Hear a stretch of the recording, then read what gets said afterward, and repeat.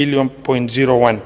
Equalization fund at 7,852 million, and arrears to equalization fund at 2,736 million. Mr. Speaker, the bill was read the first time in the Senate on Wednesday, the 16th of April 2025. Consequently debated and approved by the Senate on Wednesday, 28th of May 2025, with the following amendments as key amendments to the bill. The projected total shareable revenue for financial year 2025-2026 be revised downwards to 2.756 as requested by the National Treasury. Mr. Speaker, the national government be allocated 2.2796 trillion, the county government be allocated 465 billion, and the allocation to equalization fund to stand at 12.3 billion, comprising of 9.6, which is 0.5% allocation to equalization fund, and 2.7 billion to be the money allocated as to take care of the arrears, which stands at almost 49 billion. Mr. Speaker, sir, the last audited and approved account revenues raised nationally be those of financial year 2021-2022 amounting to 1.920.4 trillion, as different from what the National Assembly approved, because the National Assembly approved it at the last audited and approved account is standing at for 2021, and they have since passed 2021-2022 approved and audited accounts. Mr. Speaker, sir, the amended version of the bill was transmitted to the National Assembly for consideration. The National Assembly considered and rejected the Senate amendments on Tuesday, the 3rd of June 2025. Consequently, pursuant to Article 112(2)(b) of the Constitution, the bill was referred to Mediation Committee. And pursuant to Article 1131 of the Constitution, the speakers of both houses constituted the Mediation Committee, comprising of 9 members from each house. Mr. Speaker, sir, the committee was mandated to do 2 things. 1, consider the division of revenue bill, and B, to attempt to develop a version of the bill that both houses will be able to pass. Mr. Speaker, I'd like to report that the committee held a total of 4 meetings to mediate on division of revenue bill. During these sessions, each side was focused on justifying why they have taken a certain position as per their proposal as passed by the respective houses. Mr. Speaker, the committee made several observations in the report that on April 15, 2025, the National Assembly approved the audited accounts of revenue for financial year 2021-2022. That's the most recent audited and approved accounts of revenue amounted to 1.9204 trillion rather than what was proposed in the bill. Mr. Speaker, the other observation that the committee made is the National Treasury submitted to Parliament revised projected shareable revenue for financial year 2025-2026 from Kenya shillings 2.835 trillion downwards to Kenya shillings 2.75698 trillion to reflect current realities of revenue performance. The other observation, Mr. Speaker, is that the allocation to equalization fund, now that the last audited and approved accounts has changed, and so will be the equalization fund provision of 0.5%, which now had to be adjusted from 7.85 billion to 9.6 billion, in line with the last audited and approved account amount of 1.9204 trillion. Mr. Speaker, the bill had proposed an allocation of arrears to the equalization fund.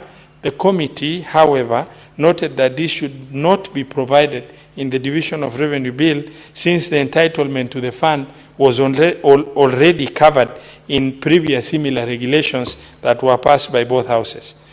Mr. Speaker, the committee also noted that the proposed allocation to counties by the national government is, as proposed by the National Assembly, stood at 405.1, which was informed by the available resources envelope given the limited fiscal space as shared by the mediation committee team from the National Assembly.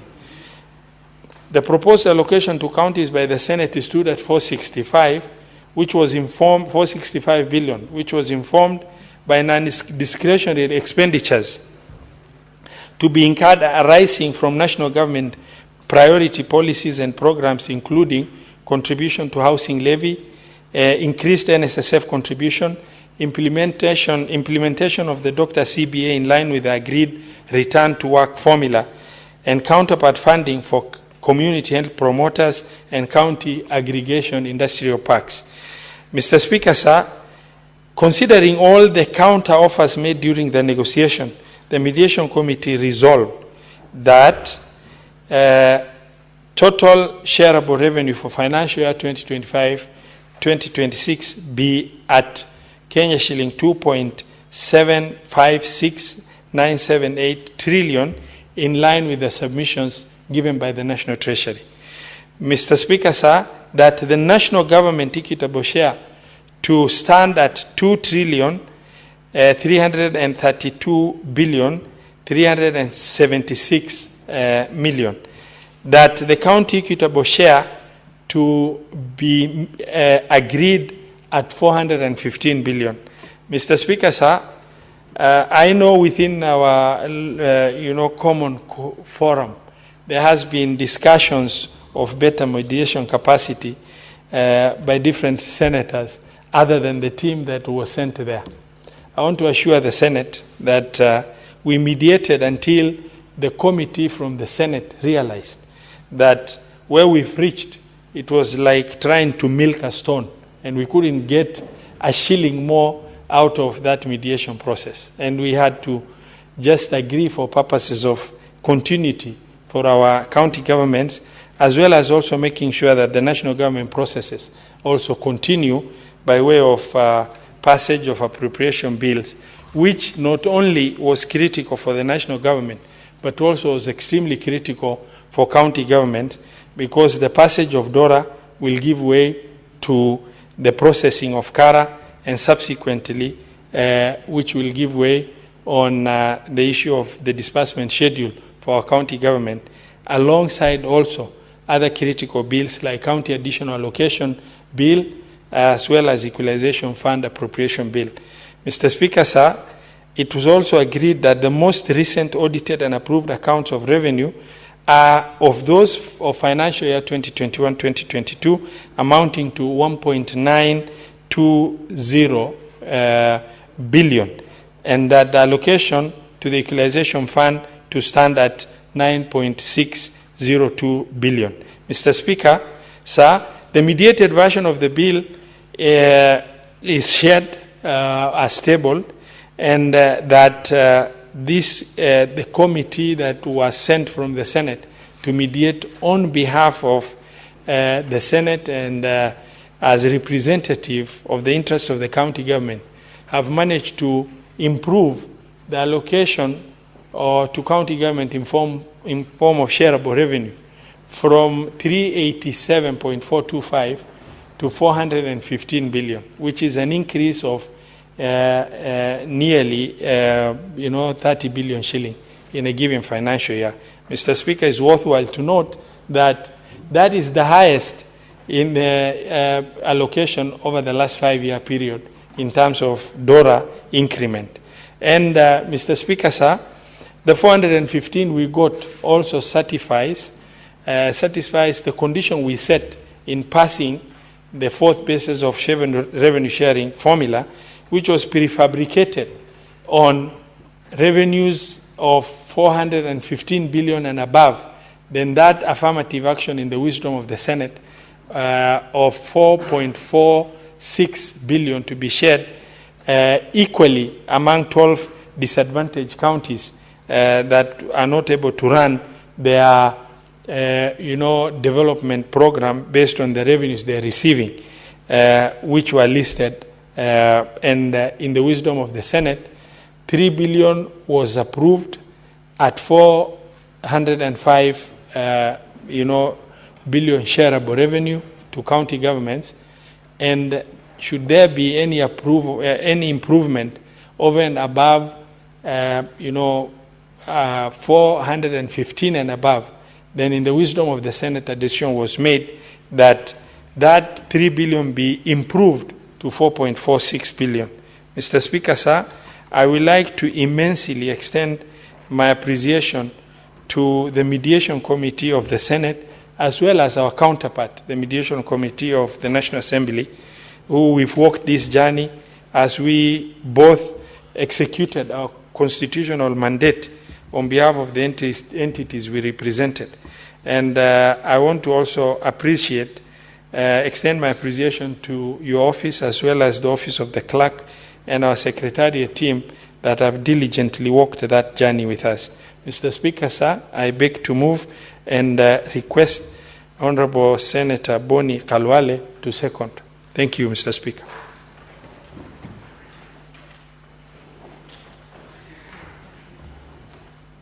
Mr. Speaker, I rise to second this very important motion.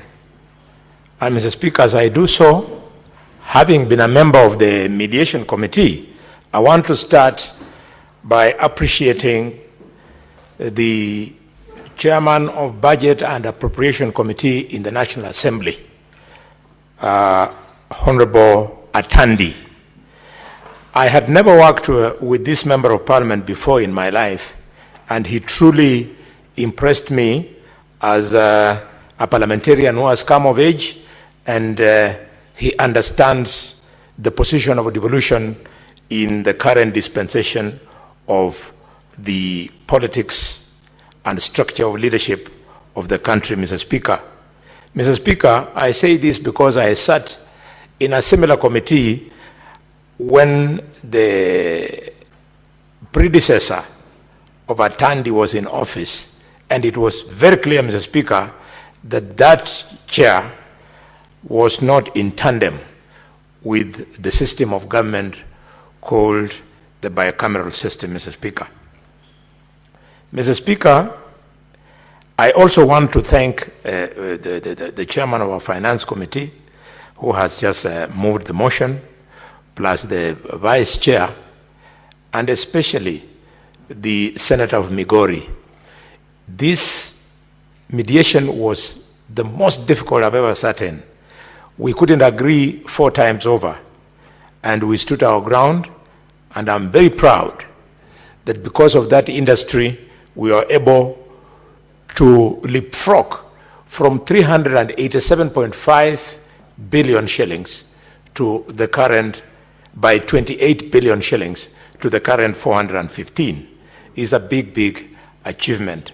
I therefore proudly request colleagues in this House that we support this report because we have achieved so much. I want to talk to the people of Elgeyo Marakwet and the people of Embu, the people of Isiolo, the people of Kirinyaga, Laikipia, Lamu County, Nyamira County, Nyandarua County, Samburu County, Taita Taveta County, and Tharaka Nithi County, and Vihiga County. Mr. Speaker, these are counties that have not had the opportunity to have access to sufficient funds to do meaningful development over the years. But thanks to this enhancement to 415 billion shillings, Mr. Speaker, and further, thanks to the decision of this House to now introduce in the 4th sharing basis formula a factor which then we called the affirmative action allocation of 4.46 billion shillings. Now, each and every one of the counties that I've spoken about, Mr. Speaker, will enjoy an extra 371,666,000 1,667 shillings, Mr. Speaker. Mr. Speaker, I'm so happy for them, but even more so with Vihiga County, my immediate neighbors, who also happen to be my own brothers, Mr. Speaker. Mr. Speaker, Vihiga has truly suffered over the years. There are many projects which equally serve Kakamega and Vihiga at the same time, especially the road infrastructure. It's a shame that when you go on the Kakamega side, you see a tarmac road here, a tarmac road there, that was started by the first generation governor, Wycliffe Ambezo Paranya. And it then becomes a shame that when you come from Bushangala, Mr. Speaker, and you go down Bushangala Junction, Mr. Speaker, you go down to Shibuname, you cross the bridge at River Lukose, climb to Eregi, Mr. Speaker. The moment you reach Ishiandomba, which is the boundary between Kakamega and Vihiga, that is the end of the road. The majority of the people using this road, which then becomes untarmacked once you are in Vihiga, are the people of Kakamega. So I want to appeal to the Senator of Vihiga and the Governor of Vihiga and the MCAs of Vihiga, whereas this section of the road is in Vihiga County, but it is a key road for us, the people of Kakamega, in entering into Vihiga County through the southern part of our county, Mr. Speaker. I therefore appeal to Governor Otichilo to give me a gift for the fight we put up with Senator Osotsi in this house so that this fund could be realized.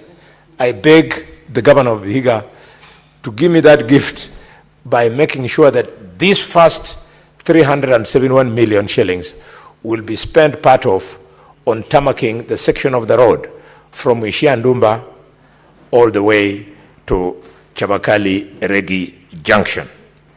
Mr. Speaker, needless to say, I want to, as I second this motion, to use this opportunity to pass my condolences to the families and friends of the 15 young people who lost their lives 2 days ago through the unnecessary shootings that we witnessed, and I hope that the Minister for Interior will manage to come on top of things.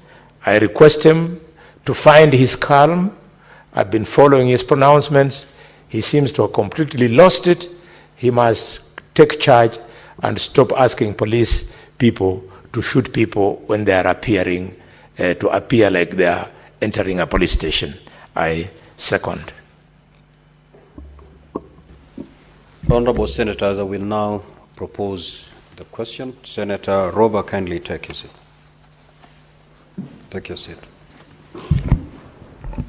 And the question is that the Senate adopt the report of the Mediation Committee on the Division of Revenue Bill, National Assembly Bills number 10 of 2025, laid on the table of the Senate on Friday, 27th of June 2025, and that pursuant to Article 113.2 of the Constitution and Standing Order 167.3 of the Senate, approve the mediated version of the bill. The floor is open for debate. Senator Mundigi.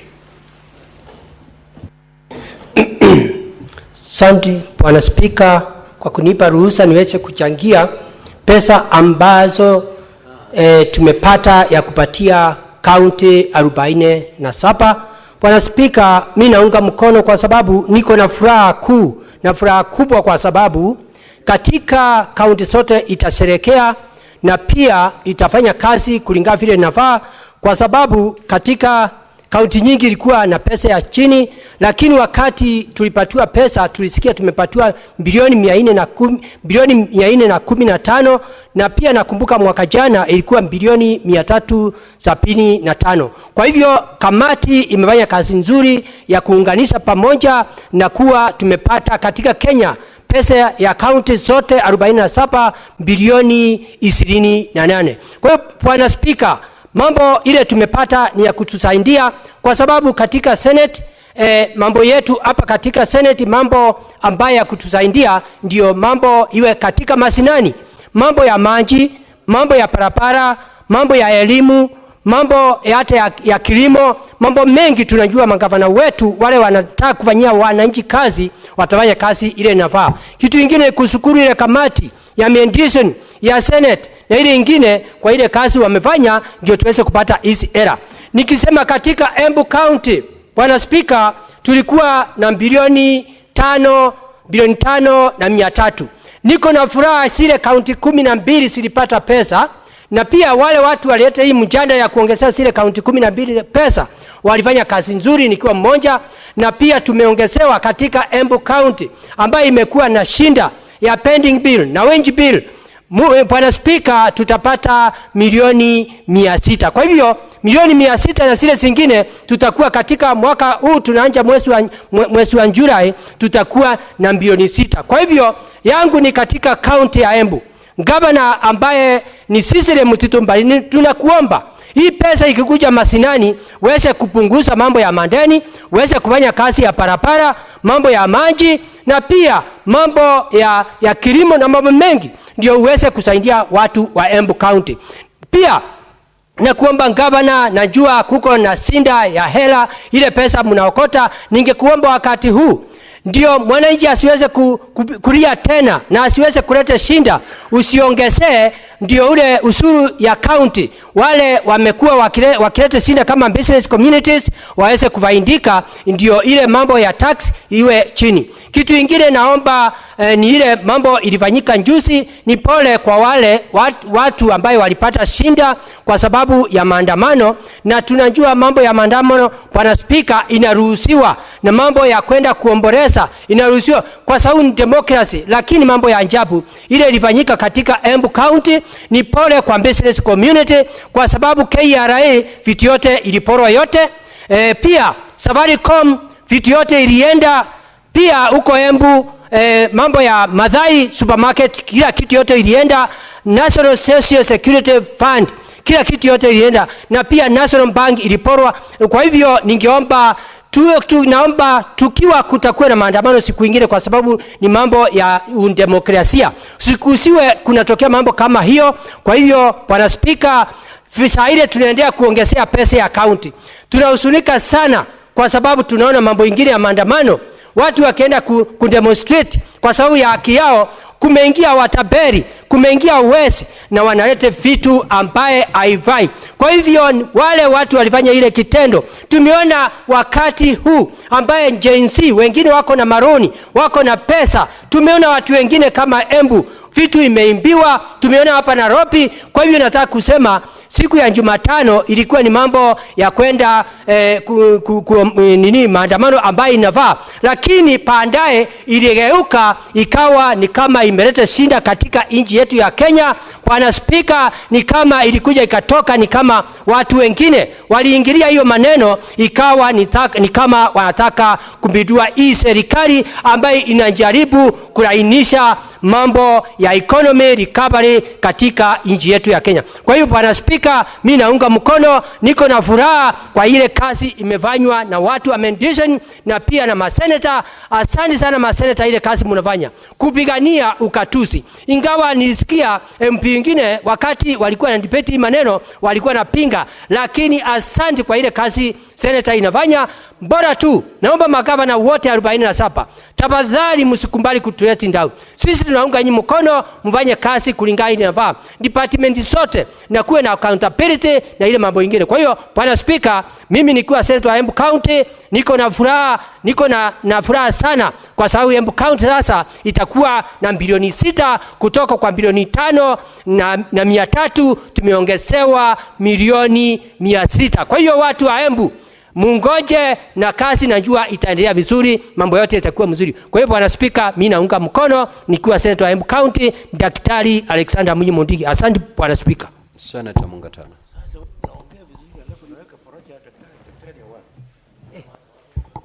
Mr. Speaker, I want to thank you very much for giving me the opportunity to make my contribution.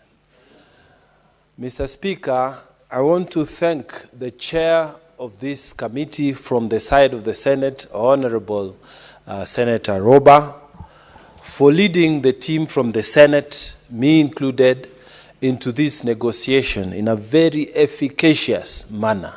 I also want to recognize the efforts and the attitude that was put in from our colleagues on the National Assembly. I acknowledge the work that we put in all those 4 meetings.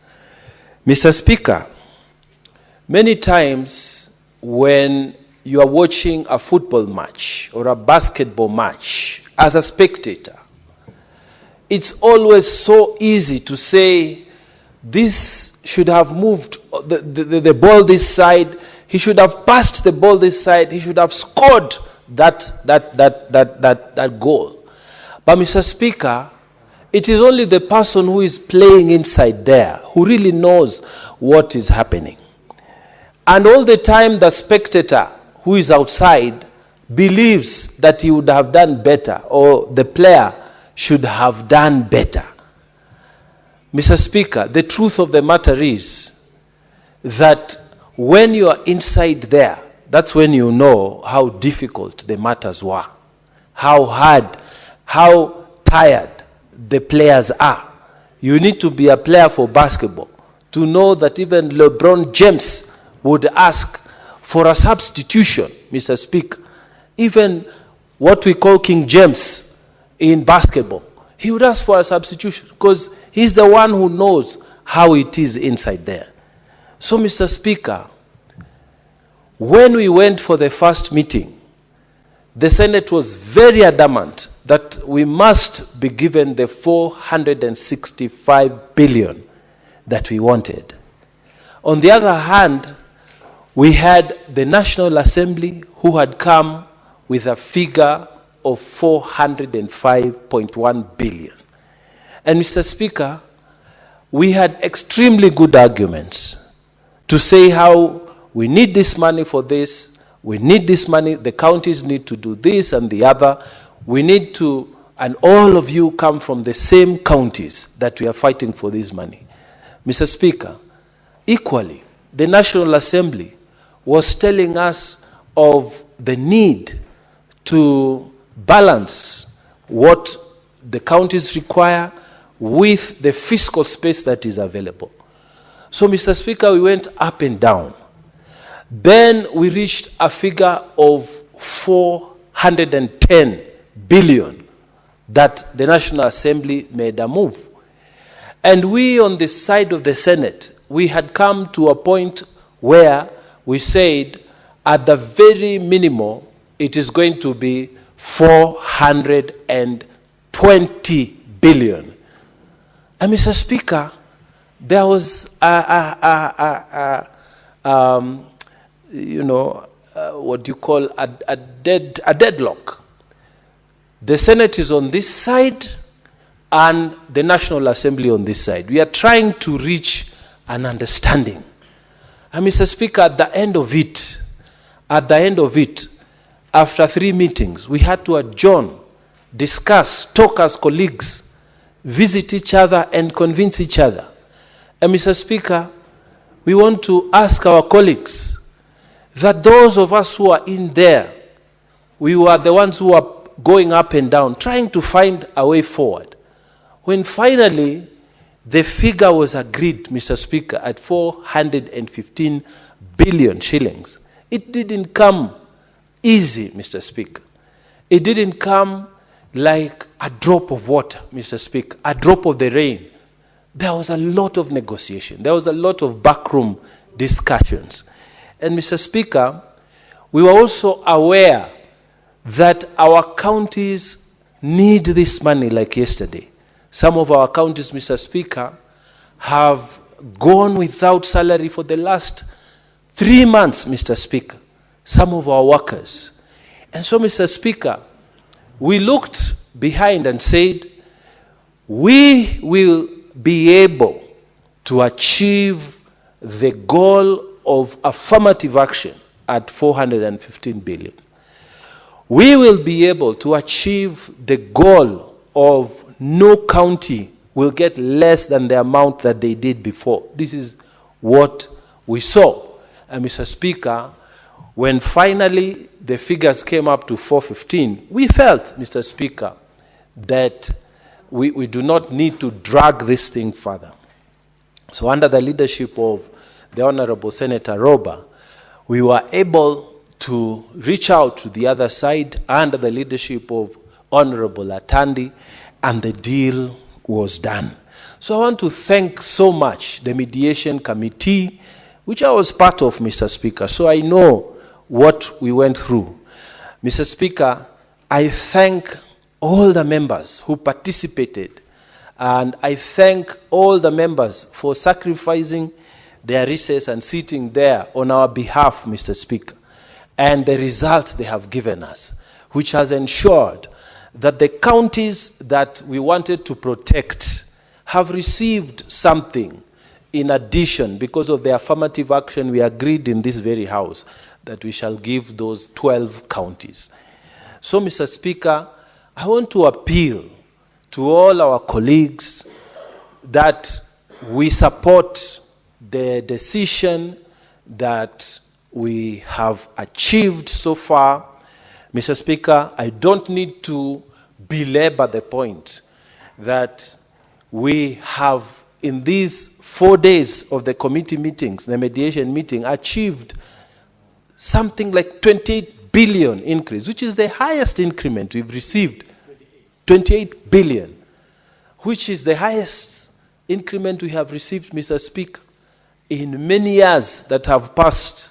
It has always been an increment of 1 billion, 2 billion, but in this particular case, we have been able to achieve a good leap.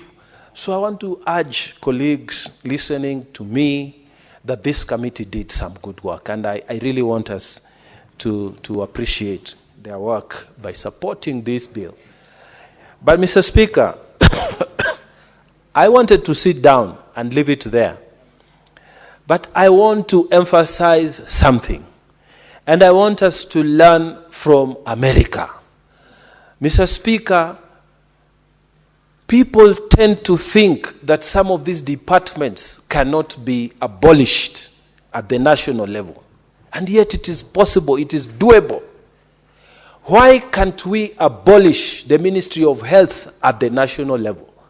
Clearly, Mr. Speaker, this function has been devolved to the county level. Why are we still keeping money at the national level? Why? Mr. Speaker, when President Trump took over, like him or don't like him, the man makes decisions. He abolished the Federal Department of Education. And people were shocked, what is happening here? But he did it. Now, people can make decisions at at the state levels on how the education system should function. Health, Mr. Speaker, I keep coming back, in Kenya is devolved. Now those billions that are still at the Ministry of Health should come down to the counties, Mr. Speaker. Should come down to the counties. And even as we approve this, we want this to sink to those people sitting at the headquarters in health, that this mandate is a county mandate. And Mr. Speaker, many other functions have been devolved, and the national government is still holding on to them. I am requesting the President to think seriously about abolishing, take bold steps, abolish some of these departments at the national level. Like health, it must go, so that the funds are released to the function. Mr. Speaker, today, we are celebrating 415 billion going as the equitable share to the county government. But, Mr. Speaker, if we abolished some of these ministries at the national level, we would be able to save more billions that will be released to the county governments, so that our counties are able to function properly from the equitable share they have received. We were talking here, Mr. Speaker, as a Senate, And we said that some counties are merely employment bureaus because they are not able to function properly. Their development vote is negligible. And why? Because the national government continues to hold on to functions that are supposed to be functions for the county governments. So as we approve this, Mr. Speaker, and as I urge my colleagues that we approve the mediated version, we want to send a message to the national government that don't hold into what is not yours. It will cause you problems, all the time problems. For example, now, if you look at the payment of these workers who are working in our villages, the health workers, you are told national government pays a half, the other side is paid for by the county. How is that? How do you have two employers? How does it work that you are having one paying this amount, one paying the other? Why should the national government hold on to that? Why can't you surrender that function properly to the county government so that somebody knows my little money comes from this employer? I wonder, even when you have functions like these industrial parks that are being created, when you hear that the national government will give 250 million, the county governments to give 250, the moment you bring two entities to manage, there's a problem. Why can't you leave it all to the county governments to deal with those matters?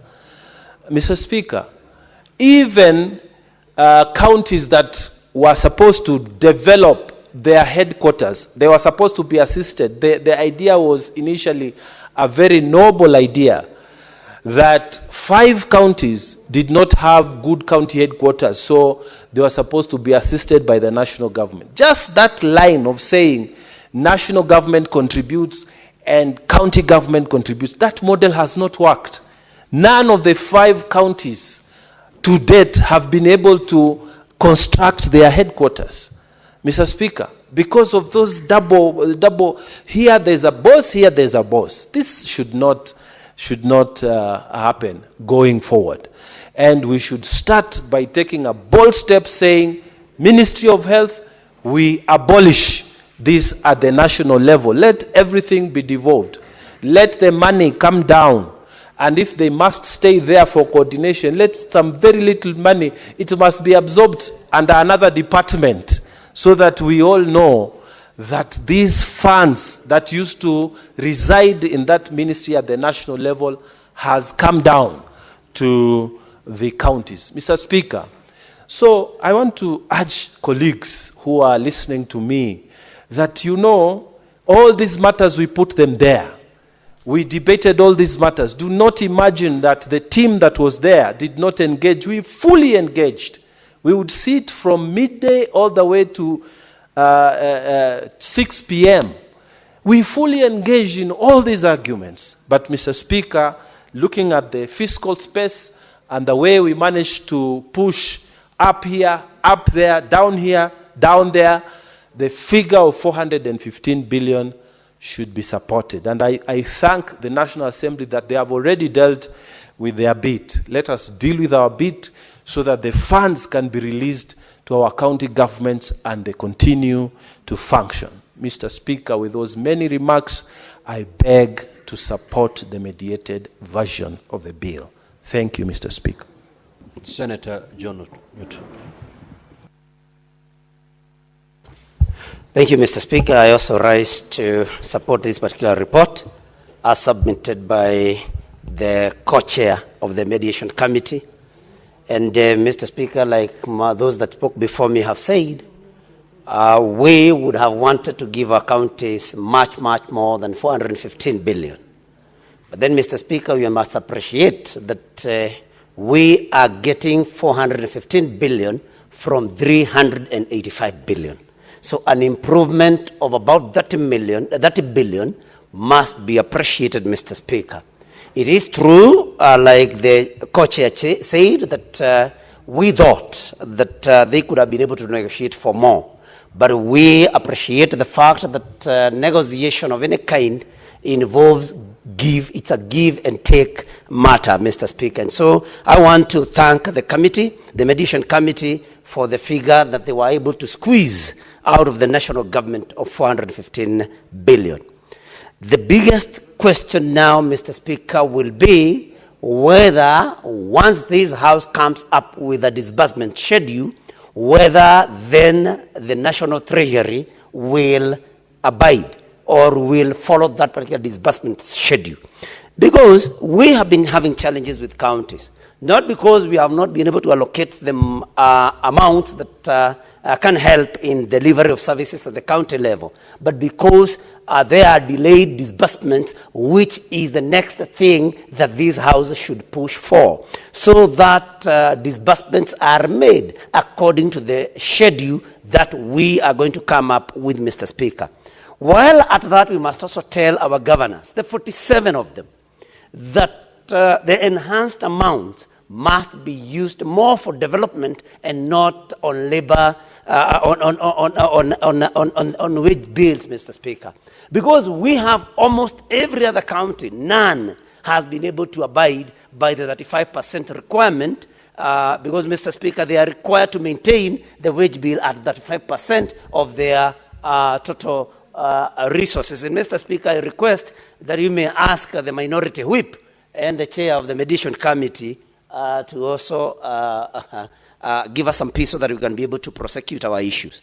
So, Mr. Speaker, the disbursement schedule will be very important. Number two, Mr. Speaker, is that these governors must be able now to invest more in development than wage bills and other necessary matters. Not to mention that they also need to look at pending bills and see to it that they clear those that they owe, so that the same can start trickling back to the counties for more development, Mr. Speaker. We must tell rogue governors who think that when these amounts of money are sent to them, that they can spend or expend the same for purposes other than those that serve the people of the counties that they are elected to serve in. Mr. Speaker, a case in point is one governor, and that is none but the governor of Nairobi, who has in public said that he is not going to allow, that he's going to protect Nairobi, Mr. Speaker. We want to tell such a governor that these funds that we have so worked so hard to negotiate for them must be used for the good of the people in their counties and not for any criminal activities. Goons must not be financed from the amount that we have negotiated for these counties, Mr. Speaker. Mr. Speaker, what is the point of order, Senator Mandago? Honorable Speaker, I didn't want to interrupt my good friend, the Senator from Murang'a, but understanding what 105 as a statement of fact, can the Senator from Murang'a provide evidence that the governor for Nairobi has used the funds for Nairobi to pay goons? Honorable Speaker, we have not even released this money. We are just debating on what is going to be shared, and the governor, the Senator is making statements that I believe are not of fact. Can he provide evidence to the same? Honorable Speaker, the governor for Nairobi is within his rights to protect the property of the business people in Nairobi. We have witnessed the destruction that is happening. Business people are losing their capital. Honorable Speaker, wouldn't it be the responsibility of the governor to ensure there is a thriving, conducive business environment?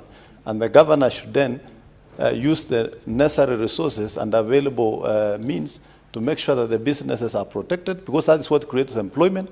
The biggest problem we have in this country is unemployment. How do we destroy what we have in the pretext of... You've made your point of order known. Senator Newton.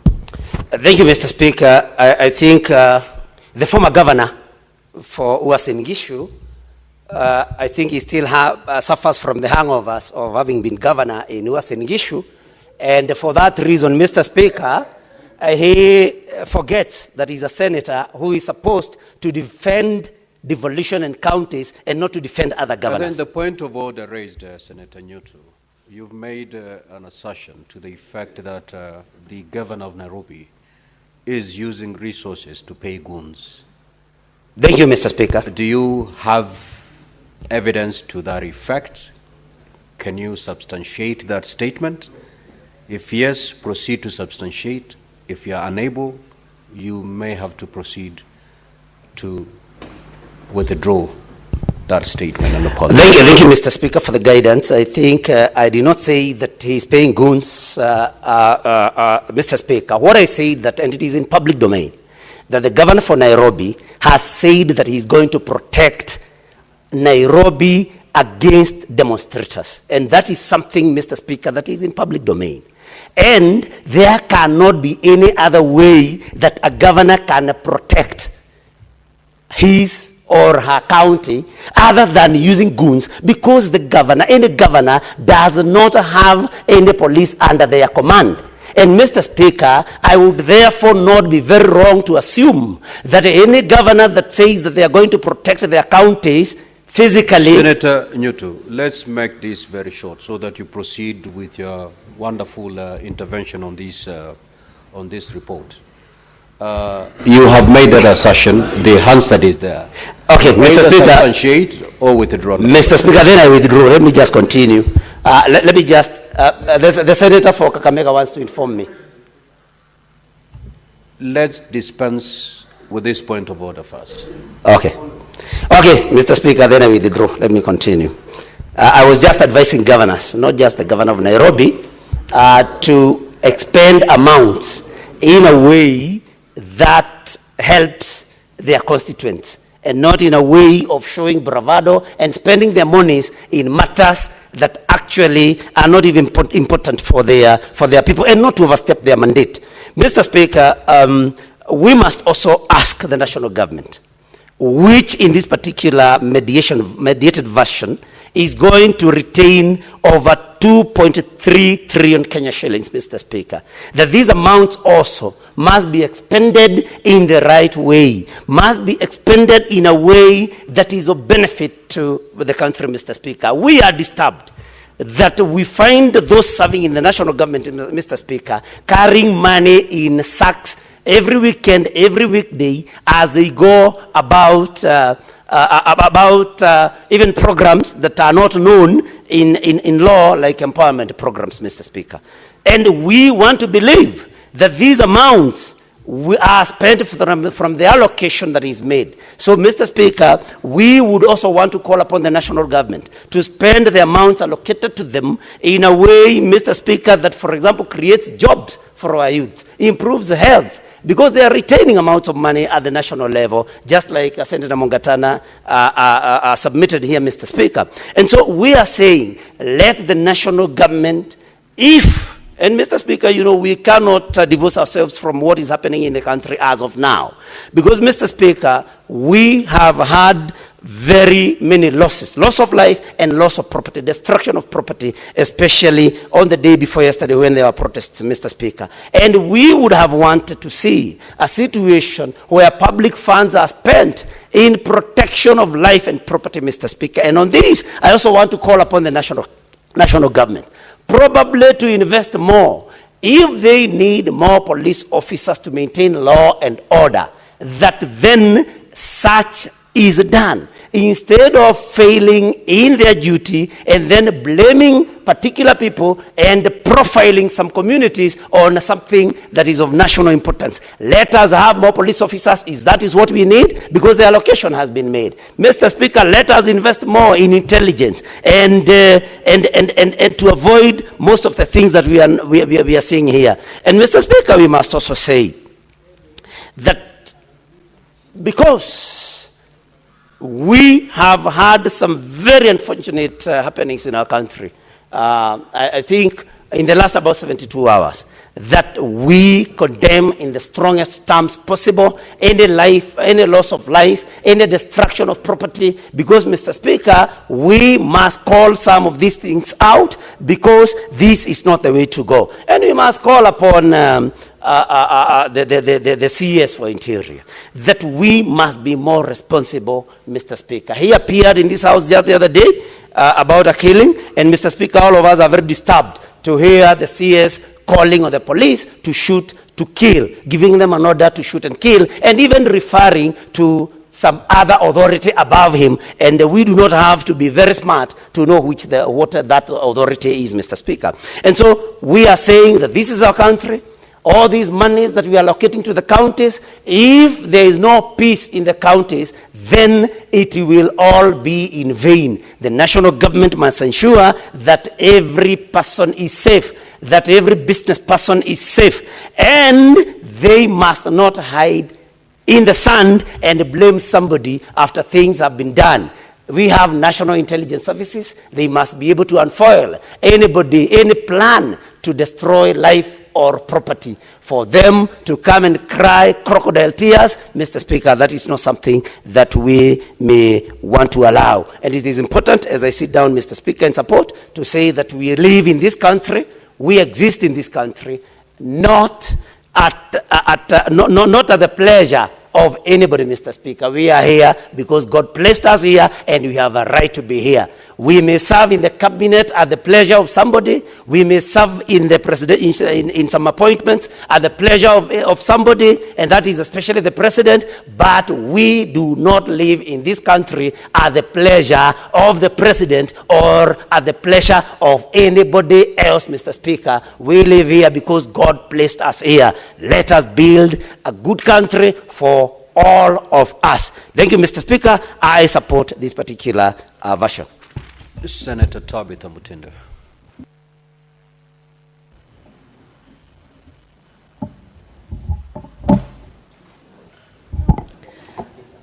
Thank you, Mr. Speaker. And I want to also extend my appreciation to my colleagues whom we were with during this mediation process for the division of revenue led by my Honorable Chair, Honorable Boni, Senator Mungatana, Senator Eddie, among the other team. During this recess period, Mr. Speaker, most of us who are in the mediation committee also are members of the Finance and Budget Committee. And we had presented before this House a proposal of 465 billion, Mr. Speaker. Mr. Speaker, this is a journey that we had closely embarked on.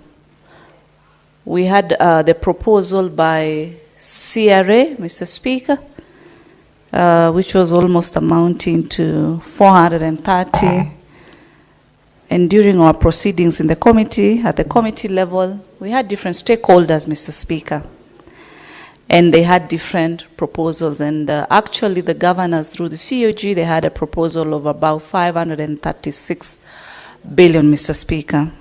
Mr. Speaker, for us to have proposed the 465, it was not just from the blues, but we were guided by the facts as far as the key issues were concerned, starting with the issue of the housing levy, Mr. Speaker, deductions which amounted to a need of 4.1 billion. We had also the needed, as Honorable Mungatana has talked about, the issue of the KIPES issue. And the KIPES issue amounted to about 11.8 billion, Mr. Speaker. An issue that, and a proposal that required the intervention or the teamwork between the county government and the national government. And these are proposals, Mr. Speaker, when they brought about, Senate was not involved, among other stakeholders. And during our discussion and our mediation process, Mr. Speaker, we were actually able to agree that we remove this budget of about 11.8 for the KIPES. As we speak, about 18 counties have started or have benefited partly with what the initial allocation. And we say the other counties can wait so that we prioritize these budgets for the 18 counties that have commenced the KIPES construction so that they focus on the completion.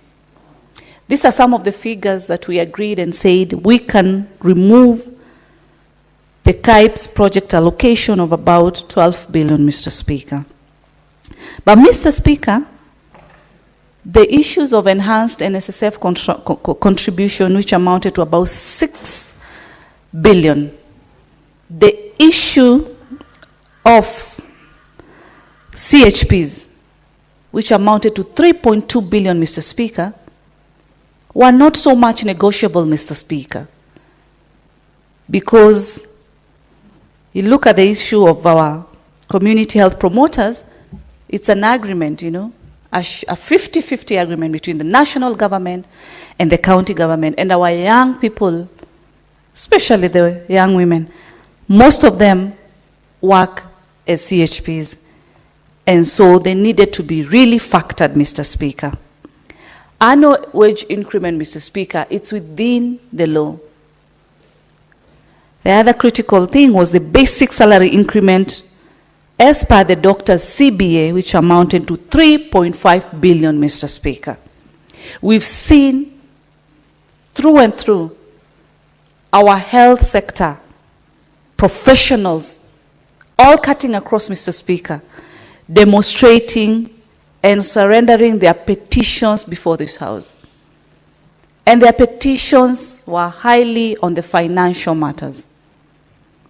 And that's why, Mr. Speaker, adding the figures that I've just talked about, we as a committee and a committee representing the upper house of the Senate, we moved in the mediation and had agreed that we cannot go below 420 billion, Mr. Speaker.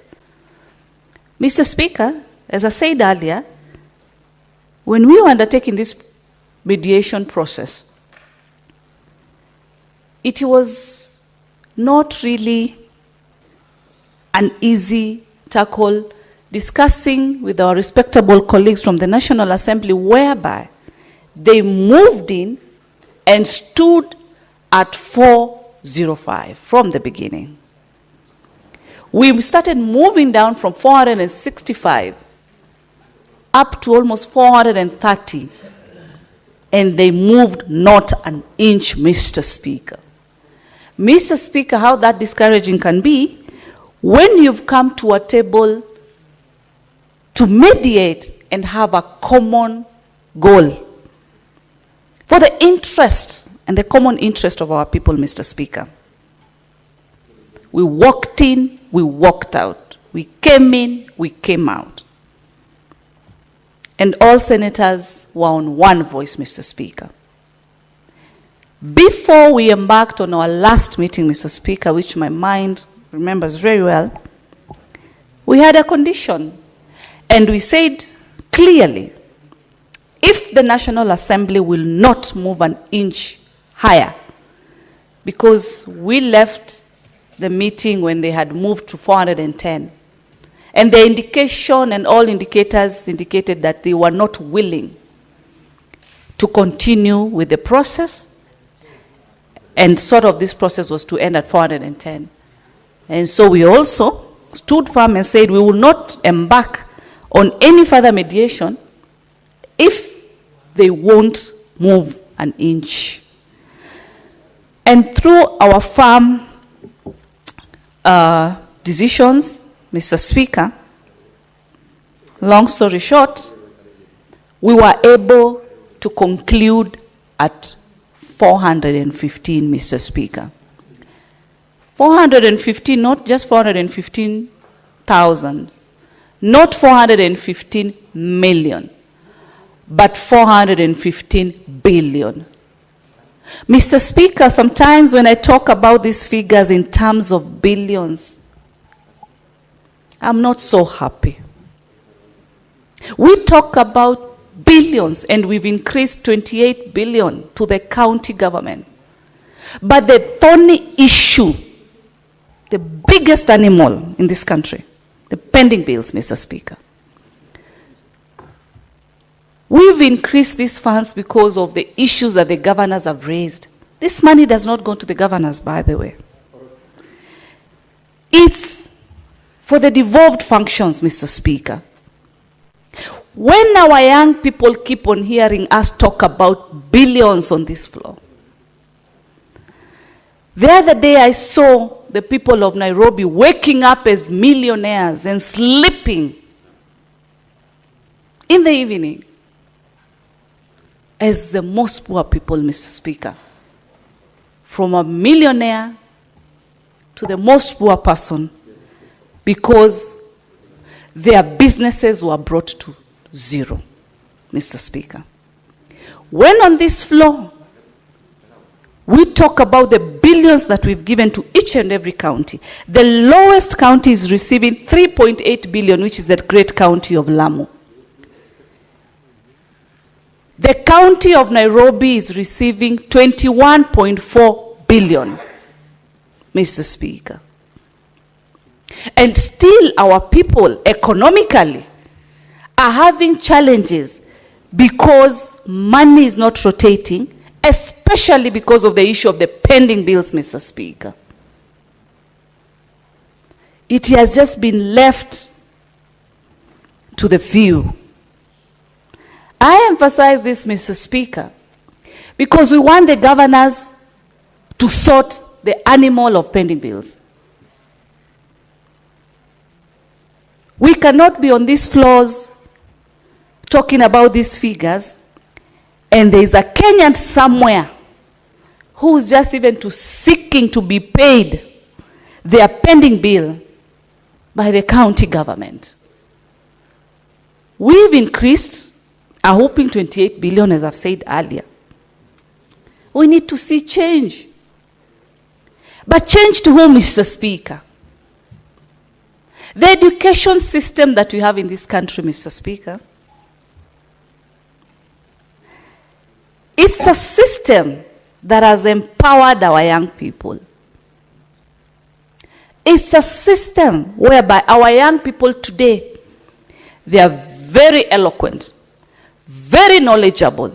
They know what they want. They know what they need, Mr. Speaker. The job opportunities might not be enough for everyone. But the businesses for our business people can create opportunities. These businesses can keep thriving, Mr. Speaker, if this issue of the pending bills is also sorted, Mr. Speaker. We cannot have a few being paid and the rest are suffering each and every day. How do we change this, Mr. Speaker? Then how do we stop them, Mr. Speaker, from coming out? We've educated them. They are our people, they are our young people. Mr. Speaker, if you recall a few years ago, my memory remembers, we used to have so many strikes in the schools. Schools were being banned some few years ago. Who were banning these schools then? Where is this generation that was banning those schools? Very educated out here, Mr. Speaker. It needs to start with us as leaders, Mr. Speaker. The issue of too much politicking, too much of chest thumping is not going to help us. We need to offer leadership. At this point, it doesn't matter. It doesn't matter. We are all Kenyans. That is the common denominator. We don't want to look back and start seeing ourselves like where Haiti is seeing itself today. Countries like Sudan, Mr. Speaker. This is our country. When we stand here and we are voting today for the allocation of the 415 billion to these counties, Mr. Speaker, Kenyans expect progress at the devolved level, Mr. Speaker. It is a high time, Mr. Speaker, that we show unity. When a soul is taken away, Mr. Speaker, today it's me, tomorrow it's you. And I don't think there's anything to celebrate. When parents are losing their kids, Mr. Speaker, it's not something to celebrate. When young women are being raped, Mr. Speaker, like we saw what happened, it's not the kind of nation we want, Mr. Speaker. All that is needed is money to be put in its correct use. Our mandate is for the county governments. And as a committee of finance, we've tried our best. Governors, do not let us down. Achieve the goals of the devolved government today. It is not about who has how many goons. That is not the country we want. And I want to tell my colleagues, leaders, we are not the ones who are safe. We are continuing to create a gap between the politicians and the citizens. Because what you are seeing today that is happening, the whole blame is coming to the leadership, including us, Mr. Speaker. It is a high time, Mr. Speaker. We just know that at the end of the day, this is our country. At the end of the day, these are our young people. They are growing. They are growing. They've experienced, they've tested the waters. There needs to be financial progress, economic progress, Mr. Speaker. Us as a Senate, we've done our part. Let the county governments do their part. National Assembly oversights the executive. Let them do their part. And everyone does their part. We'll continue enjoying the fruits of our 2010 Constitution, Mr. Speaker. The 12 counties, Mr. Speaker, through the formula, that through my committee, through the chair, and I had him table the same, it has enabled the 12 counties be able to benefit with the 4.46 billion, Mr. Speaker. Can we appreciate what has been given? Can the counties' governments appreciate? Can they increase their own source revenue with the aim and target of ensuring that they reduce the pending bills? And I believe through this, Mr. Speaker, we are going to ensure economically our people are sorted, Mr. Speaker. With those few and many, I support. Senator Abbas.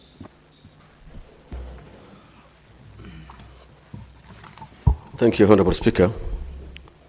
Honorable Speaker, I also want to join my colleagues to support the report of the mediation team. Honorable Speaker,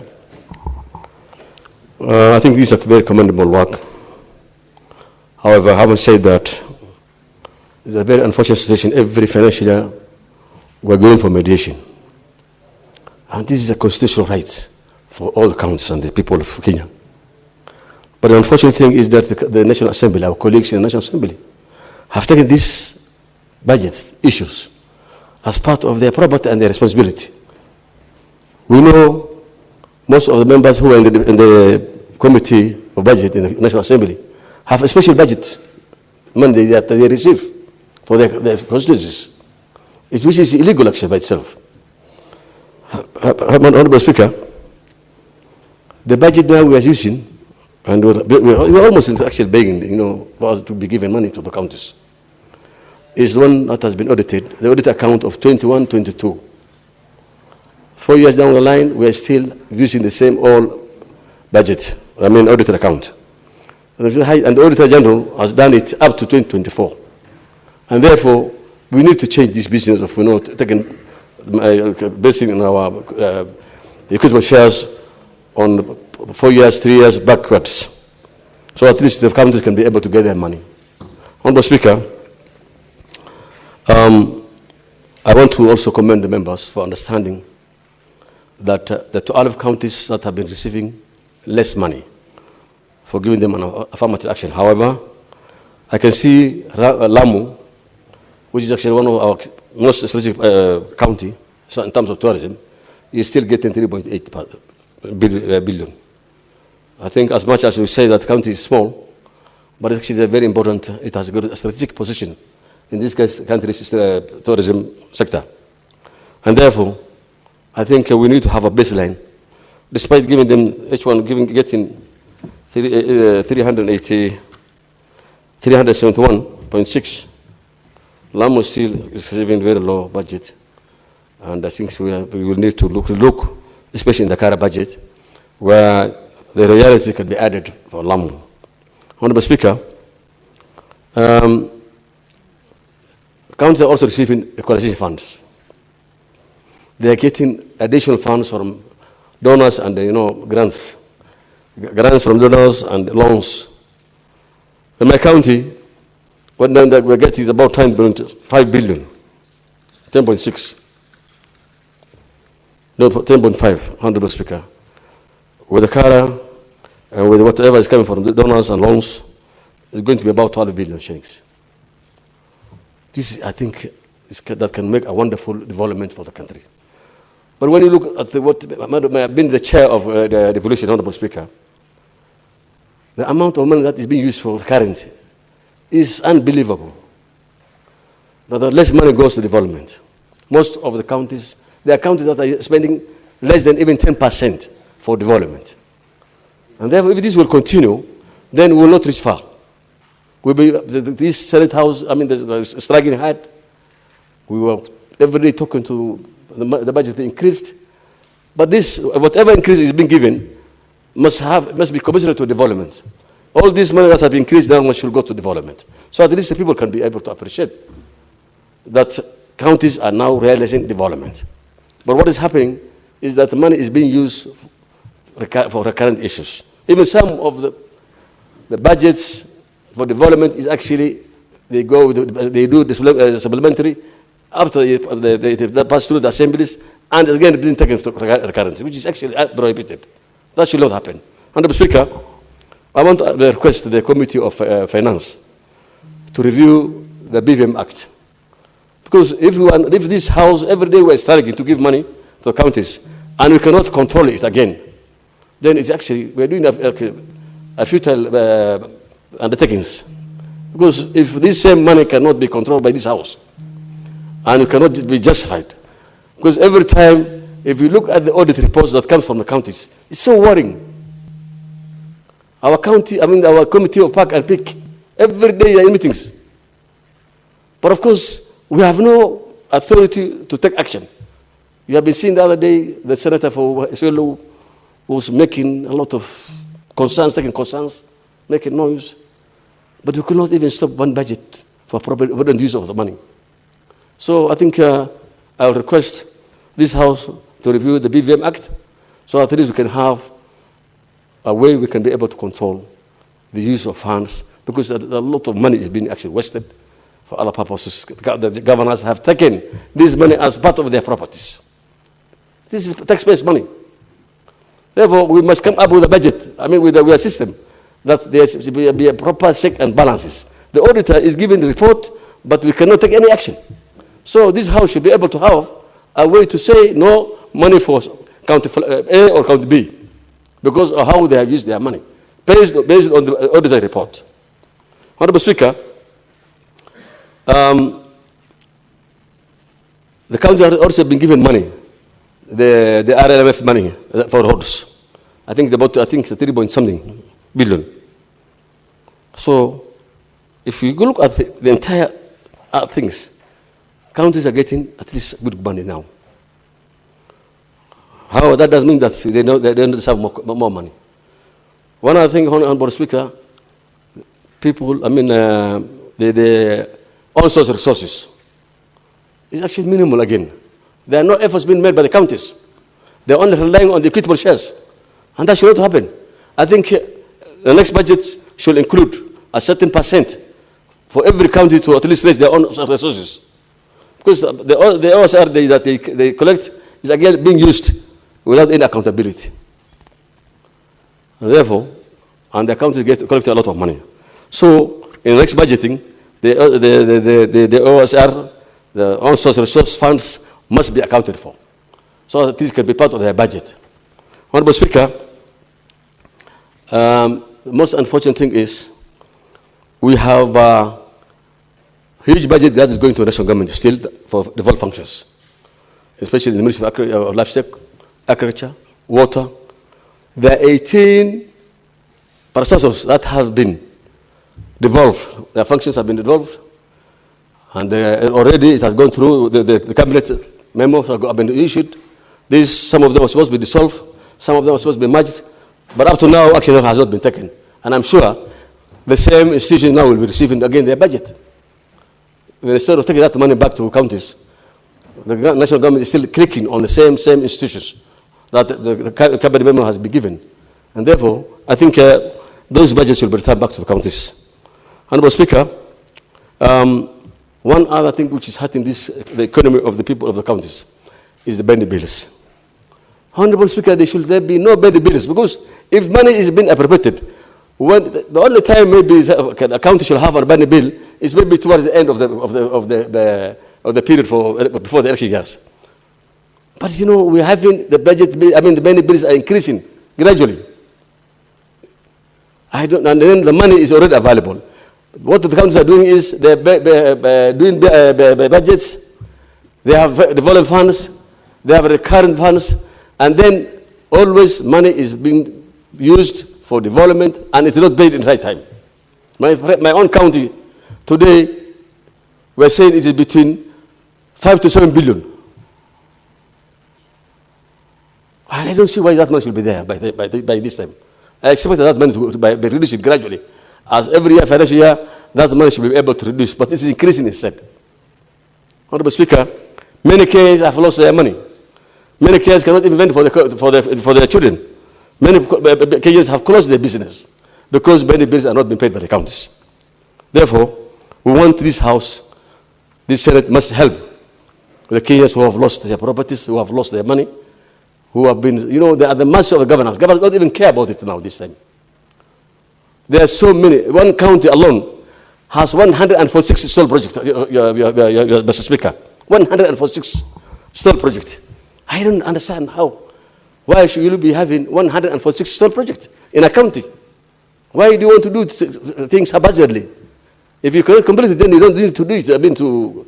To construct any infrastructure.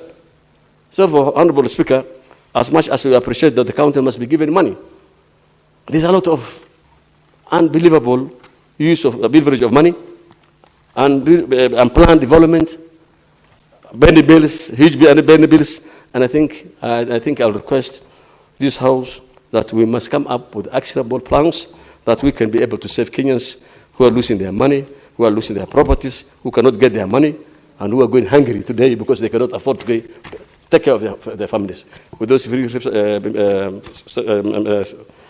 few remarks, I wish beg to support the bill. Thank you so much. Senator Olekina. Thank you, Mr. Speaker. Mr. Speaker, when I walked in here, my first instincts were to oppose this mediated version of division of revenue between the national government and the county governments. But in our culture, we normally say, don't fight me before you speak to me. So I took the liberty, Mr. Speaker, to go and engage with the chair of Finance and Budget of the Senate to be able to understand the reasoning behind them accepting to deviate from, number one, the 465 billion that this Senate had passed, and number two, from the position that we had taken in the agreement between the party of ODM and the UDA in terms of working together, which was to be able to send 450 billion into our counties.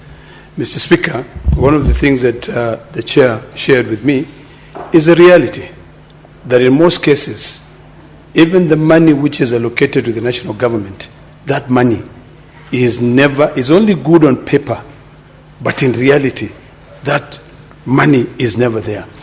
And what I can see from the mediated version is that the national government will keep about 2.3 trillion shillings, while the county governments will take about 415 billion.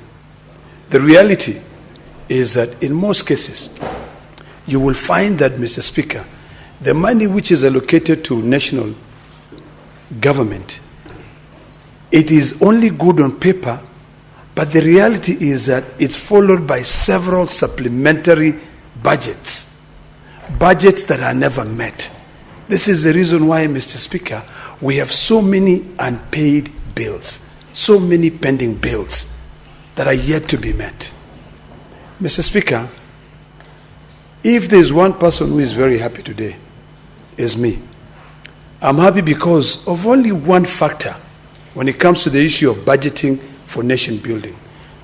This is the only budget in the history of this parliament that has not factored in money from the International Monetary Fund, the IMF. You know, I long for the time that we can be able to build our own source revenue and free ourselves from shackles of the Bretton Woods institutes. I'm one of those people who do not subscribe to their thinking at all. And I'm happy that this budget, the national government, has been able to go down by 200 billion, which they were expecting to get from the IMF. And I wish that IMF do not fund Kenya. It is about time that we learn on how to live within our means. The issue of supplementary budgets is another big monster that one day this country will only grow and develop when we do away with supplementary budgets.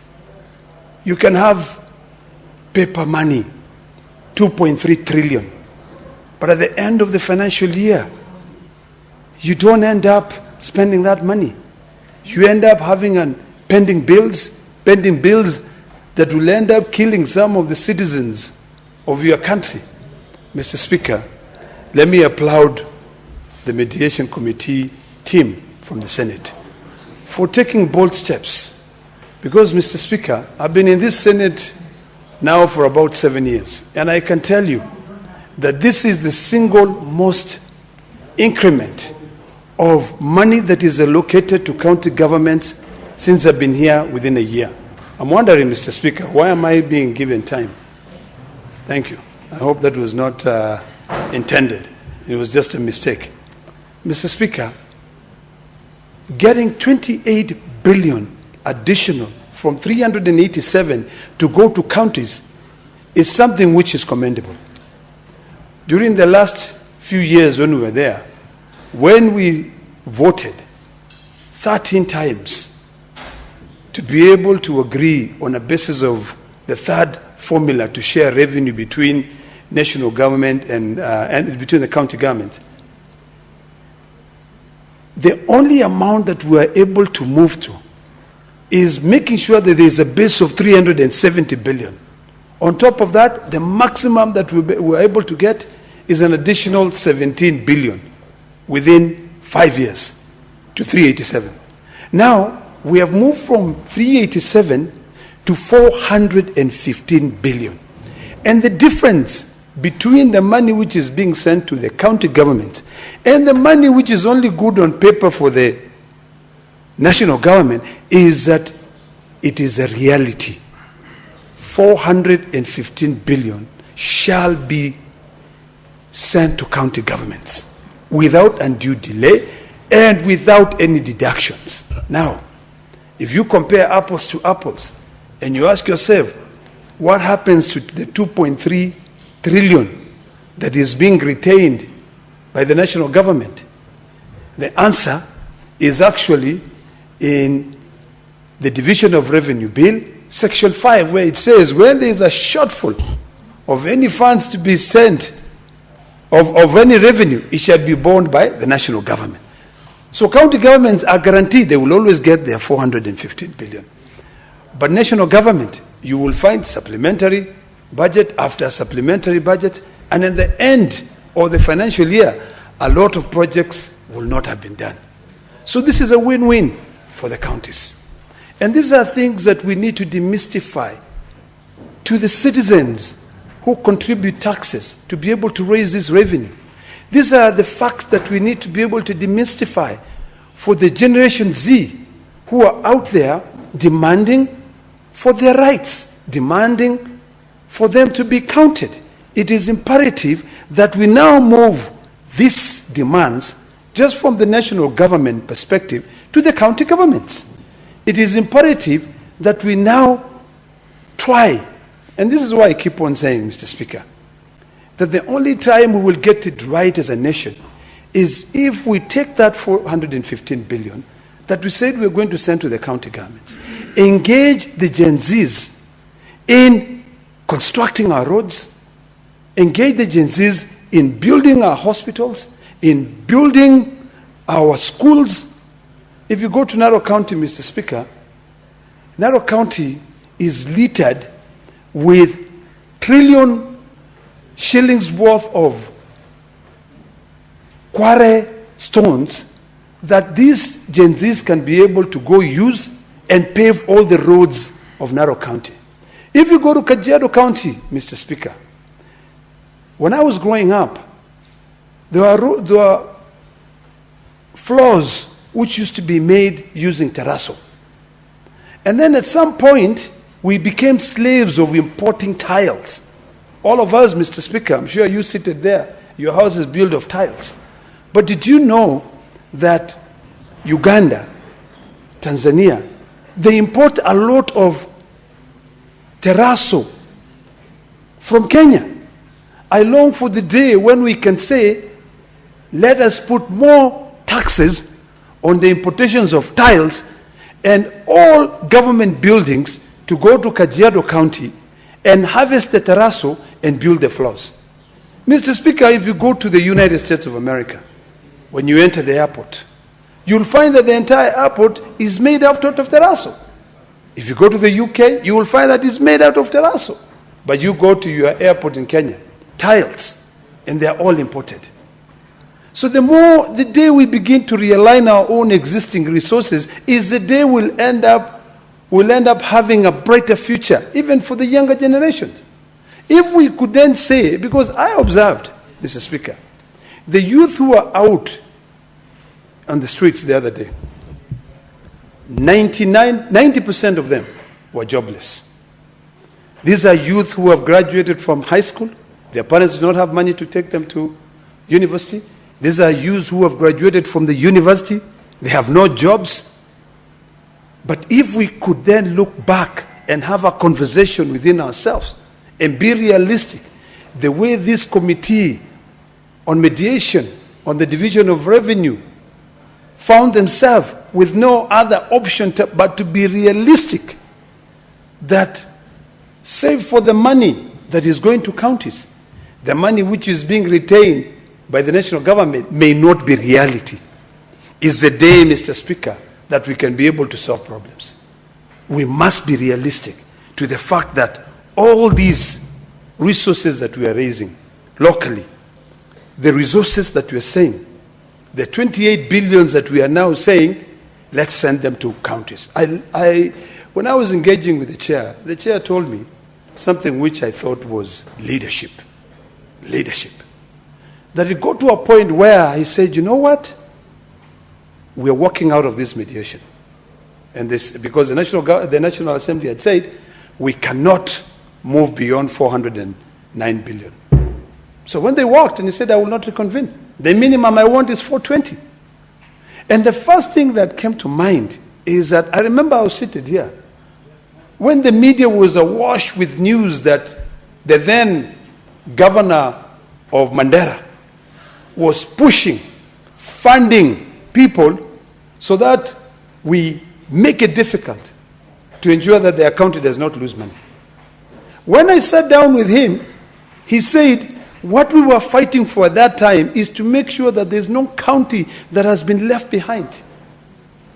When he refused to go back to the mediation committee until the money went up, what he said, even if I'm to go and sit and reconvene this meeting, the least I can be able to agree to is by making sure that small counties which have been left behind, West Pokot, I think is one of the small counties, Elgeyo Marakwet is another county, Vihiga County is another county, get affirmative action. So if you guys are not willing to increase money, out of the 4.49 billion that you're saying, that is the only thing you can do. The only way that I can sit here is by realizing that these small counties, and remember, Mr. Speaker, the chairperson is not from Elgeyo Marakwet. It's from a different county. He said, increase the money. Lucky enough, he came down to 415 billion, which took care of the 4.46 billion that was given as an affirmative action to smaller counties. That is leadership. And that is what we need to fight for. And that is the reality that we need to be talking about, Mr. Speaker. So, Mr. Speaker, as I stand here today, I'm quite happy that the Senate, which is the House of Union, these good, distinguished men and women who went there to sit down to discuss, to defend the counties, ensured two things. One, that for a single year, the fund moved to 28 billion. That supported all our county. Mr. Speaker, as you can hear, my voice is not very good because of certain challenges. But I had to come here today to support this because I know that the people of Narok County will be able to get more money during this financial year. I know that the people of Elgeyo Marakwet, with my vote, will be able to get more money. The people of Embu, the people of Tharaka Nithi will be able to be given money. And so as the people who come to Nairobi to try and make a living will also be able to get additional revenue. So, Mr. Speaker, as I support this, I also want to make a few statements based on how we move forward. It is imperative, Mr. Speaker, that we now become cognizant of the danger that we are facing if we continue ignoring the plight of the Generation Z. Generation Z are speaking a language that most of us do not understand. Not because we do not want to understand, but because we choose not to understand. Because most of us have already lined our pockets. Most of us live in manicured mansions. Most of us drive huge cars. I'm sure there's no single senator here who does not drive a car which is less than $70,000 or maybe 10 million shillings. That's a fact. It becomes difficult sometimes for us to understand the problem that the Generation Z are facing. They're not sure of tomorrow. They're not sure of tomorrow. You know, yesterday, Mr. Speaker, I read somewhere, and I was trying to write to respond to it. But I said, you know what, I will drive down to Kajiado to go to Eldam at home of this senior distinguished gentleman called Atwoli. When he said that it's about time that we move the animals from the Nairobi National Park and move them to Masai Mara so that people can encroach into the national park. When I heard that, I was livid, Mr. Speaker. And I said to myself, good Lord, what has come of this old man? Is it that he does not see the danger caused by rural-urban migration during this time when we in the Senate are fighting to send more money to counties? And it dawned on me that everyone is looking at Nairobi as the only place to run to. So it's about time, Mr. Speaker, that we either engage and really amend the Constitution to empower the Senate more, to empower the counties more, so that we stop this rural-urban migration, or the national government takes a journey of building new cities where people can be going in.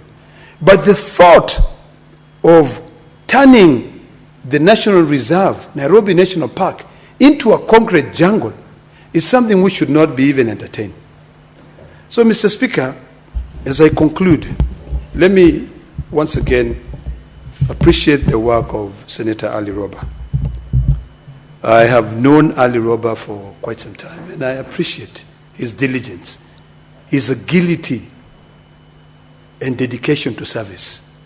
Being here, if I was to come here and fight to defeat this, it will not benefit him or me. The reality is that we have to understand the circumstances that we lead in. I appreciate the work that you've done in sending 28 billion, additional 28 billion to counties, and I'm quite happy. And I hope that we can continue with this trajectory of making sure that we don't factor in what comes from the Bretton Institutes. If the day we say goodbye to IMF and World Bank is the day we'll begin developing as a nation. Our laws should be and shall be determined by our circumstances, but not other external circumstances that influence the way we make decisions in this country. That is critical. Because if we have to develop legislation, if we have to make laws based on what other jurisdictions or other government think of, there's no way we'll ever be able to move out of these shackles. I was perplexed, Mr. Speaker, as I sit down, that today I had a young man, actually there were about 3 of them who applied for visas to go to the United Kingdom. And the decision to award that, and this was through a government-funded program. So the government of Kenya was actually paying to train those people to be able to come back here and support this country. But a decision was made in Pretoria that even if the government is funding you to be able to go to the UK and study and come back and work here, the money that you have in your account is not sufficient to support you, even if that was being paid by the national government. And then they went further by saying, we have seen certain transactions in your bank statement that you've not been able to explain. So now foreign entities are turning themselves into the work of the Auditor General of this country. It is ridiculous. So, Mr. Speaker, as we divide our revenue, let us remain local. Let us encourage on-source revenue. Let us encourage county governments to develop other mechanisms of raising their on-source revenue. Number 2, when we now come up with our foreign policy, it is about time that we also remember that it's a give and take. You know? And this issue, I hope, and I had a conversation with the Foreign Affairs PS about this issue of these young Kenyans being denied visas on the basis that there was some little 1,000, 5,000 in their account, and maybe they sold tomatoes, or maybe they sold a side hustle that they could not be able to explain. Yet the visa application, Mr. Speaker, did not say, tell us how you make your living. It was about how you're going to support your stay in the UK. So, Mr. Speaker, we must learn how to live within our means. That's number 1. We must be proud of our own work. And because I've seen the red light has gone on, let me end by saying, Ali Roba and your team, I salute you, and I will fully support the mediated version of the Division of Revenue Bill. Thank you, Mr. Speaker. Very well. Next is Senator Sekirenku.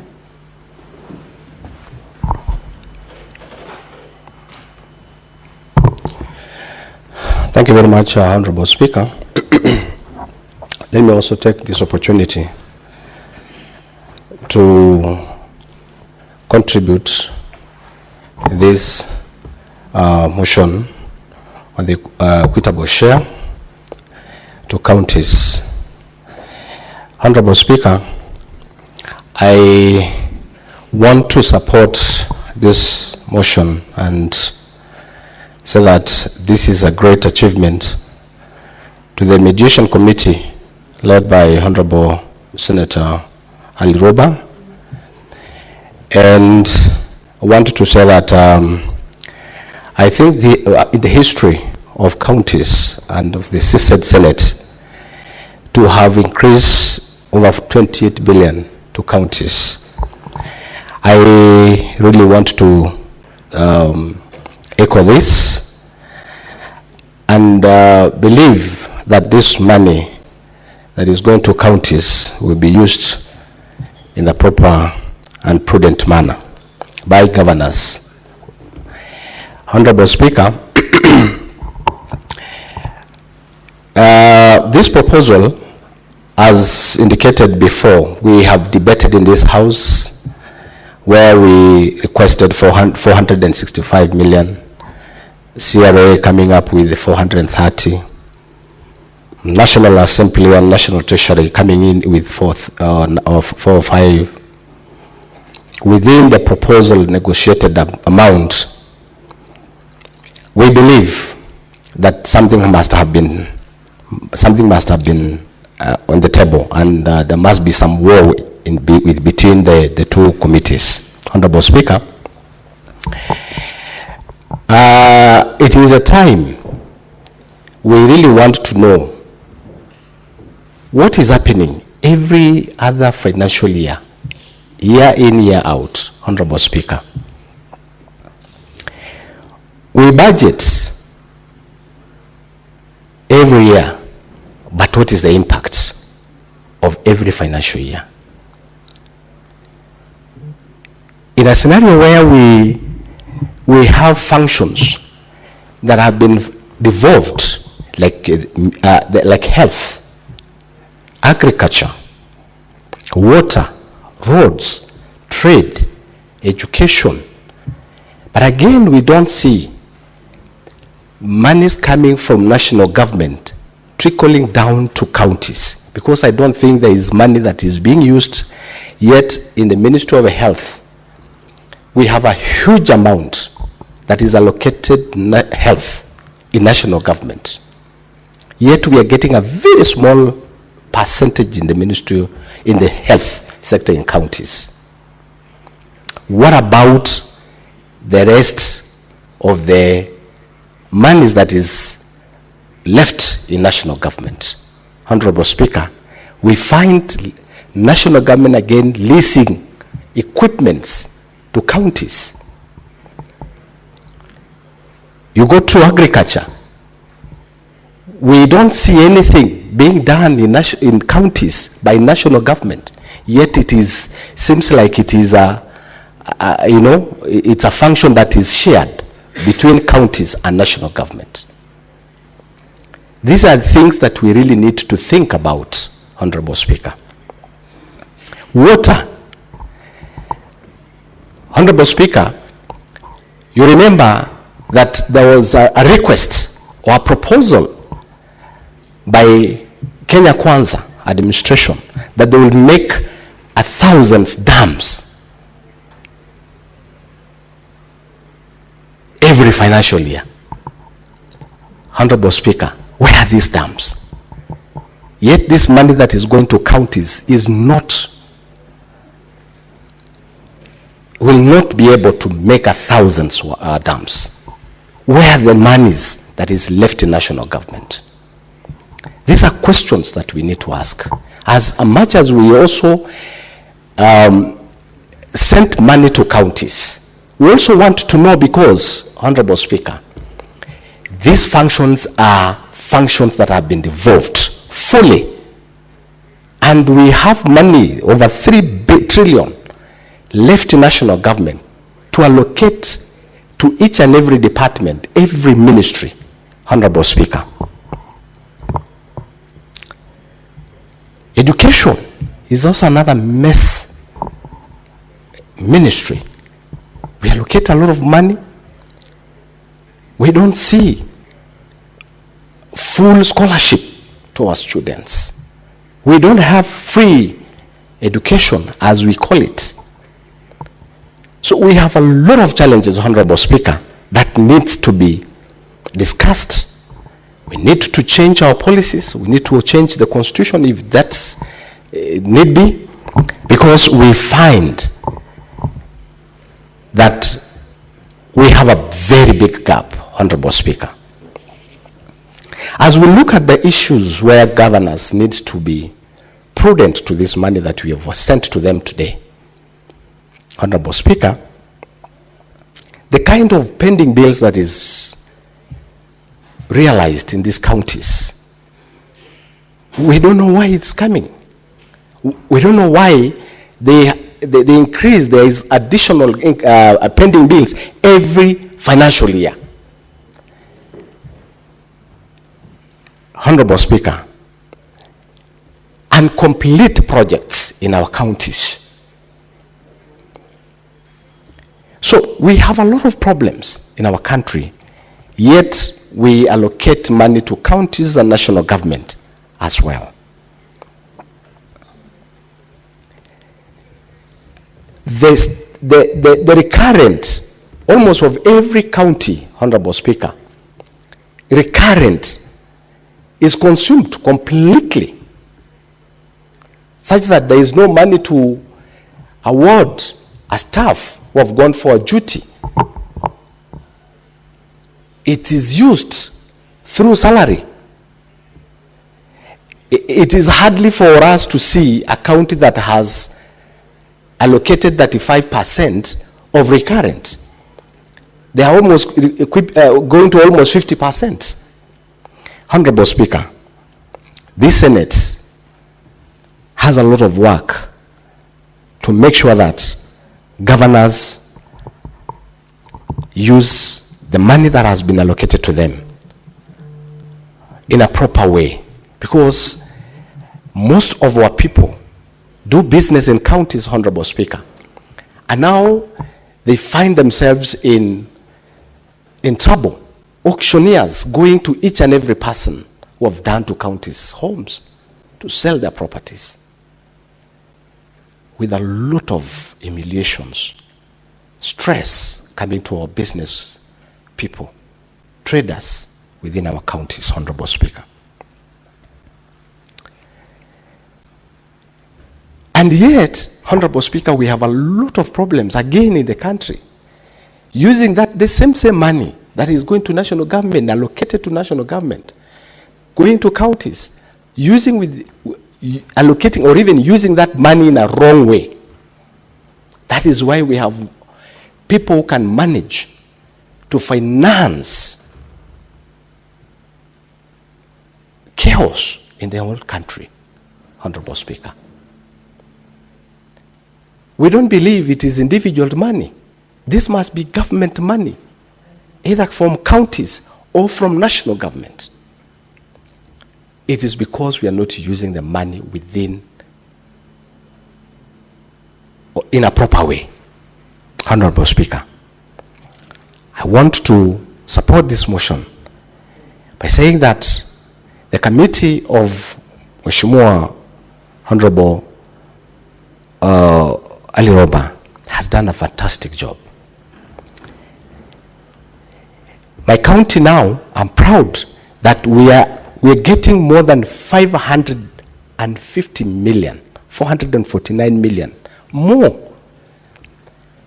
I would really happy to see pending bills being paid, municipalities getting money, development completed. These are the kind and the hope of this house, that governors must use this money in a proper way. To get 8.8 billion, Honorable Speaker. In Kajiado, we're gonna see development, pending bills paid,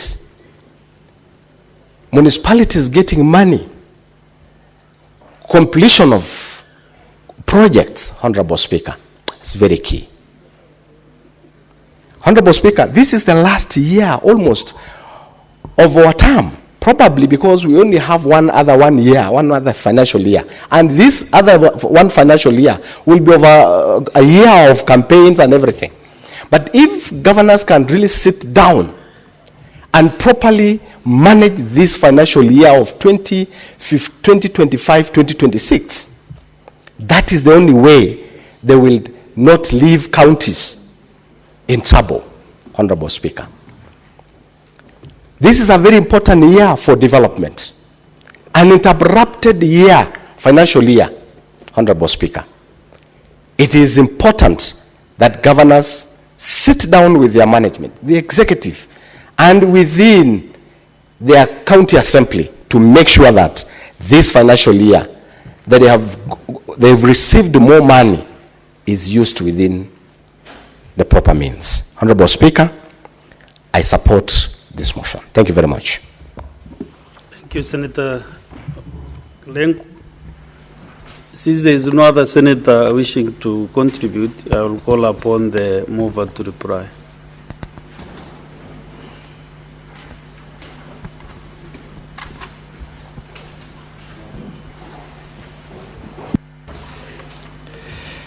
Mr. Speaker, thank you very much.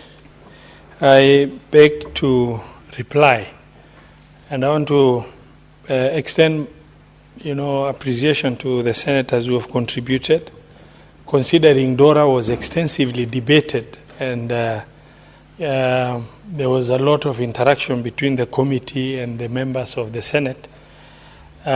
It's nothing new in terms of engagement other than bringing the information from what transpired within the mediation for us to arrive in both houses at a common figure that is going to inform the vertical share of revenue between the national and county government. Mr. Speaker, even as the Senate tries to push as hard as possible for more money, now looking at what's happening in our country, Mr. Speaker, last year there was demonstration and a lot of destruction, and we want the government to make more money so that we can push for more money for the county government. This year, that demonstration that last year was genuine Gen Z, this year has been packaged differently and into organized crime in the name of, Gen Z, that is, sincerely speaking, a very painful thing. Mr. Speaker, I sit in this Senate, and my entire flying career before I joined politics, Mr. Speaker, was in war-torn countries, Chad, South Sudan, Darfur, Somalia, Afghanistan, Congo, Central African Republic. And what I've seen in terms of what anarchy can do to countries, and the way some of our politicians have tried to really get, a lot of agitation for anarchy in the country by way of sponsored hooligans in the name of Gen Z, fighting for something they believed is right, and leading to wanton destruction of properties. That will only go a long way in reduction of country's performance, spoiling the country's image, and the idea of if it is not us, nobody else should run this country. If it's not us, the country should burn, is a very unfortunate position. So, Mr. Speaker, the Senate is in a very awkward position to push for more money for counties. But the reality of government performance in terms of the fiscal space of collecting monies to be able to be shared vertically between the two levels of government, the situation is only getting from bad to worse. The committee has done its best under the circumstances to try and push for up to 415 billion, which is 28 billion shilling additional over and above 387.425 that was of the last year, where, Mr. Speaker, sir, you co-chaired and mediated to that level. Mr. Speaker, if under the circumstance, the 28 billion shilling is very reasonable. If you consider that is the highest increment in a 5-year period. If you look, the last reasonable adjustment of county government shareable revenue happened in 2020-2021 when the third basis of revenue sharing was being discussed. And at that time, Mr. Speaker, sir, it moved from 316 to 370, which was about 54 billion shilling increase.